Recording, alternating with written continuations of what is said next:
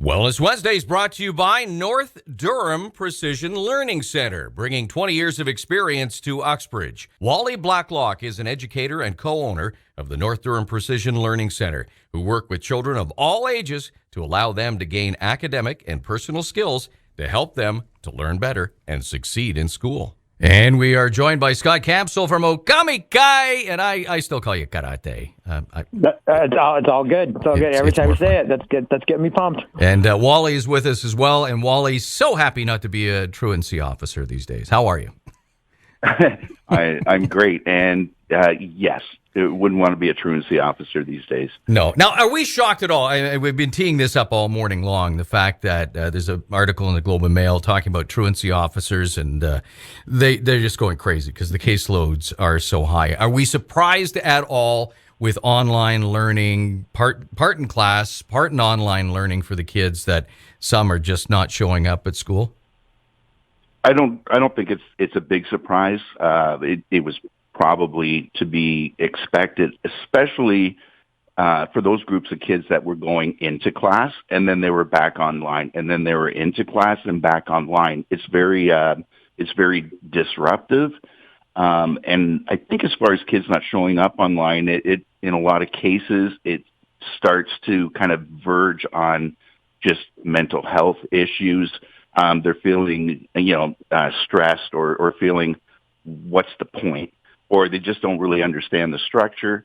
So I think as far as truancies go, probably there's just a lot of understanding and just recognizing that some families may be, to a greater or lesser extent, in a point of crisis. And is an organization like yours a link maybe to bring some of those kids back, because that is the aspect of a one-on-one?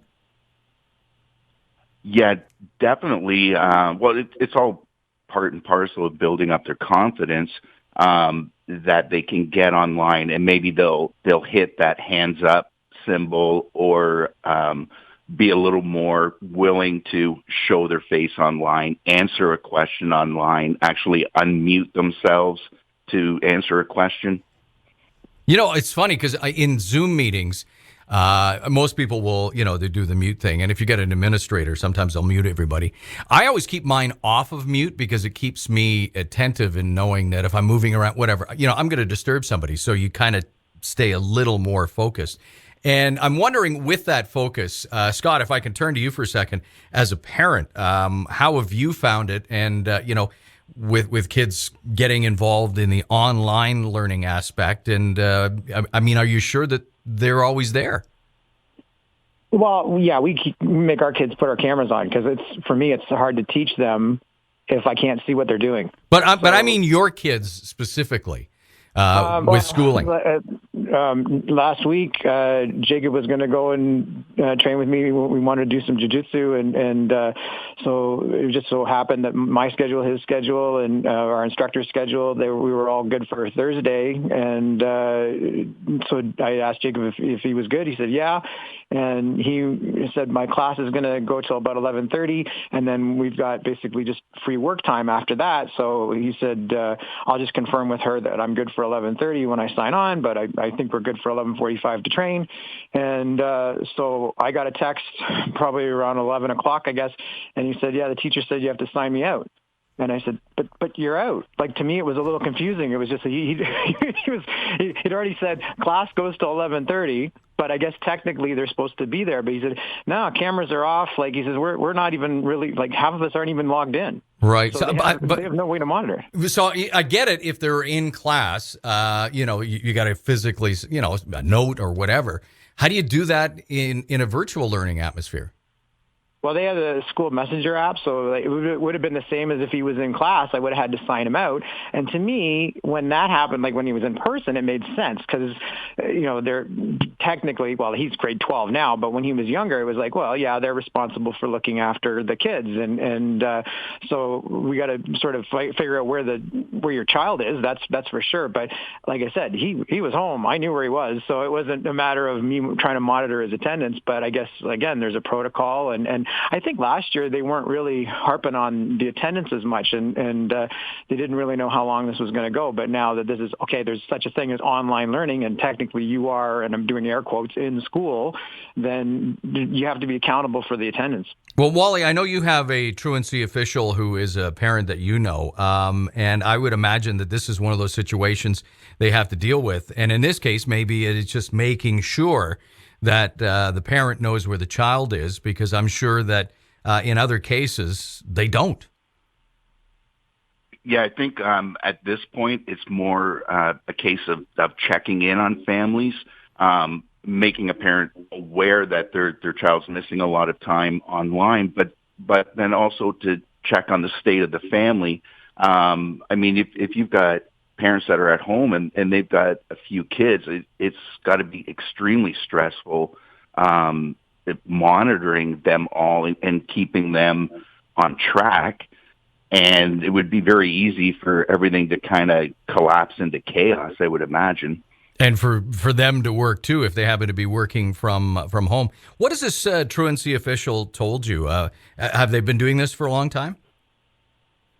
Well, yeah, they've been doing it for quite a while, since the old style, like go to their house and knock on the door, the house and back to school. Yeah, but now it's more of negotiating, checking in, coming up with contingencies and a plan for getting the kids back into school. I just counted off the weeks with the kid the other day, so they're down to they've got 6.5 weeks left of school. I would imagine that they'll just try to do the best they can for these next few weeks, and then hopefully things will resemble something a little more like normal come September. But I would imagine they'll have a lot more plans in place. I mean, if you break down a typical school day, even before pandemic and everything, by the time you take out lunches and recesses and getting ready for lunch and coming back from lunch and all of that, out of, the 5 or 6 hours kids are gone to school, there may only be maybe 2.5 solid hours for teacher instruction time, and they've still got to fit in independent education time. So if parents kind of look at that, if they can even find out when the best time for their kids to be on, have them on then, and then have some other activities afterwards, just at least they can be on for a little bit of the day. So a little bit of a different mindset, as opposed to, oh my goodness, we've turned our whole world upside down. Now we're not in class, so we're not getting as much learning time. Or effectively, you may actually be getting more learning time if you're using that time to learn. If I can jump in here, the one thing that we've noticed, especially over the past year, is I've got students that have been training really hard, and they don't miss classes. And when they've been training, now they're excelling. So we've got kids that are ranking up. They're increasing their ability. I had a girl yesterday who told me that I had taught her basically weapons forms, and she said, I learned all of this year. So she's been online, and we were just basically talking about, some people that just didn't stick it out. And she goes, if it wasn't for me being online, I wouldn't have learned all of this. And so she had recognized that her actually just having that work ethic and to continue, it was actually benefiting her skill set. Well, meanwhile, and I think you and I've talked about this before, Dan, there's been times where I've had kids that they weren't training online, and when we do go back in person, they're surprised that they can't just jump right back in again. They have to review. And when we talk about the summer, for normal situations where you've got kids that are doing in person and then they take the summer off and then they've got to do all of that review again because they've had a couple of months off. If you put that on top of all of this online learning again, now you've got just a huge task of review that these kids are going to have to do.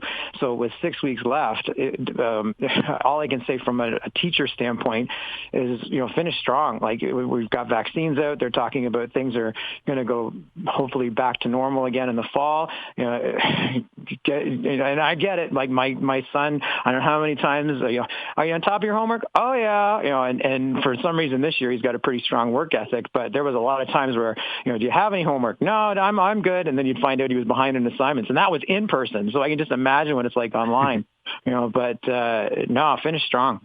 Yeah, and I would imagine that translates, Wally, into math, English, et cetera, in that if you've left it and then you try to jump back at it, you're not going to have the foundation to continue to build.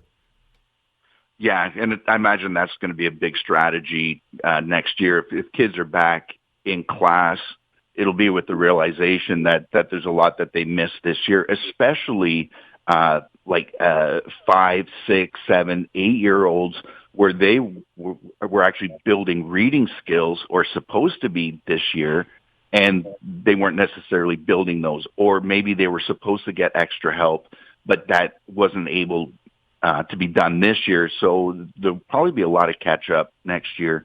I know even with high school students, like the math, the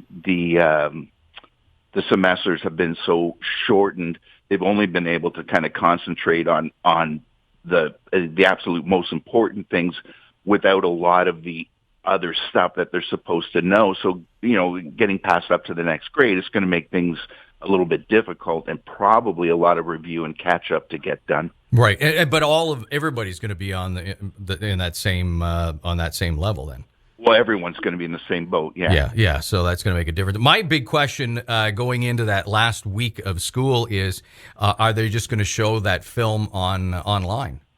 Because everybody remembers that last week of school. We're just going in. We're watching a movie. Yeah. So they're going to just flash that Animal Farm torture week where we're forced to cry in front of our friends. Yes, exactly. Bring out the sad films. Well, listen, Wally, if somebody's interested in talking to you at North Durham Precision Learning Center, how can they do that? They can go to our website, northdurhamplc.com. There's a place where you can send off a message to us and get more information, or just call 905-852-0527. Gentlemen, keep learning. Yeah, don't skip out. Don't skip out. Yeah, don't go missing. No. Listen, with this new modern technology stuff, I can't go anywhere without my boss knowing where I am. So the ankle bracelet you got on. Well, yeah, that thing too. Yeah, it does make it difficult to buy good shoes. Well, listen, guys, we'll catch up again with you, Scott, next Wednesday, and Wally back again next month. Yeah, thanks very much, guys. Take care. Have a great day. Bye-bye. That is Wally Blacklock from North Durham Precision Learning Center and Scott Campsell from Okami Kai Kata.